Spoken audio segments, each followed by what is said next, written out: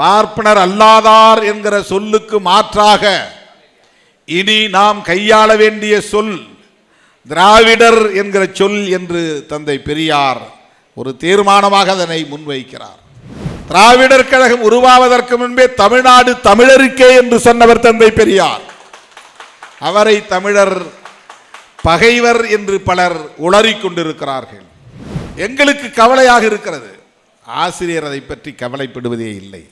அவருக்கு எல்லா நீள அகலமும் தெரியும், எல்லா உயரமும் தெரியும், ஆழமும் தெரியும் என்பதனால் அவர் அமைதி காக்கிறார். இவர்களெல்லாம் எந்த அளவுக்கு துள்ளுவார்கள் என்பது அவருக்கு தெரியும். புரட்சியாளர் அம்பேத்கர் அவர்களால் இந்த தேசம் முழுவதும் நாகர்கள் வாழ்ந்தார்கள். அந்த நாகர்கள் தான் இன்று திராவிடர்கள் என்றும் தமிழர்கள் என்றும் அழைக்கப்படுகிறார்கள் என அறிவிக்கப்பட்ட ஒன்று.